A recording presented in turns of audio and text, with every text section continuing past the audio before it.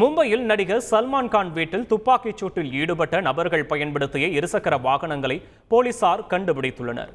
இது தொடர்பான விவரங்களை செய்தியாளர் ராஜா வழங்க கேட்போம். ராஜா, வணக்கம். இந்த துப்பாக்கிச் சூட்டில் ஈடுபட்ட நபர்கள் அந்த இருசக்கர வாகனத்தை எங்கு விட்டு சென்றனர்? அது எப்படி கண்டுபிடிக்கப்பட்டது? ராஜா, வணக்கம். இன்று அதிகாலை சரியாக காலை 5 மணி அளவில் மும்பையில் உள்ள பாலிவுட் நடிகர் சல்மான் கானின் இல்லமான கேலக்சி அபார்ட்மெண்ட்டுக்கு வெளியே துப்பாக்கி சூடு நடத்தப்பட்டிருக்கிறது.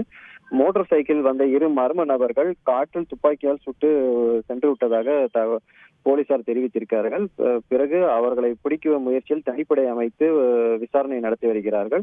சல்மான் கான் வீட்டில் முதல் தளத்தில் துப்பாக்கி கொண்டு பாய்ந்ததாகவும் மொத்தமாக 5 தோட்டாக்கள் போலீசார் பறிமுதல் செய்திருக்கிறார்கள். மும்பை குற்றவியல் போலீசார் ஒவ்வொரு குடும்ப உறுப்பினர் மற்றும் ஊழியர்களிடம் விசாரணை இன்று காலை முதல் விசாரணை நடத்தி தேவையான தகவலை சேகரித்திருக்கிறார்கள். தகவலின் அடிப்படையில் 2 மர்ம நபர்கள் மீது போலீசார் வழக்கு பதிவு செய்திருக்கிறார்கள். கொலை முயற்சி அடிப்படையில் முதற்கட்டமாக வழக்கு பதிவானது செய்யப்பட்டிருக்கிறது. வீட்டிற்கு வெளியே போலீசார் மற்றும் போலீஸ் கண்காணிப்பு வேன்கள் நிறுத்தப்பட்டிருந்த நிலையில் இந்த சம்பவம் அதிகாலை நடந்துள்ளது. துப்பாக்கி சூடு சம்பவத்திற்கு பிறகு மகாராஷ்டிரா முதல்வர் ஏக்நாத் ஷிண்டே சல்மான் கானுடன் தொலைபேசியில் பேசியிருக்கிறார்.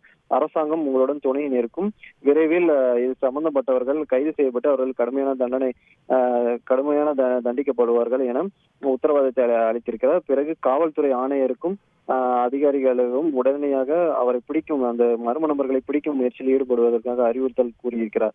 துப்பாக்கி சூடு சம்பவத்திற்கு பயன்பட்ட அந்த இரு நபர்கள் பயன்படுத்திய இருசக்கர வாகனத்தை போலீசார் பறிமுதல் செய்திருக்கிறார்கள். காலை முதலே அந்த பகுதியில் முழுவதும் சிசிடிவி கேமராக்களின் அடிப்படையில் விசாரணை மேற்கொண்டிருந்தார்கள்.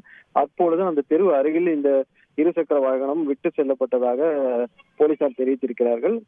தற்போது தடவியல் நிபுணர்கள் அந்த இருசக்கர வாகனத்தில் சோதனை செய்து வருகிறார்கள். மேலும் ஆங்காங்கே உள்ள சிசிடிவி கேமராக்கள் அடிப்படையில் போலீசார் இந்த மர்ம நபர்களை பிடிக்கும் முயற்சியில் தீவிரமாக ஈடுபட்டு வருகிறார்கள். விவரங்களுக்கு நன்றி ராஜா. செய்திகளை உடனுக்குடன் தெரிந்து கொள்ள உடனே சப்ஸ்கிரைப் பண்ணுங்க.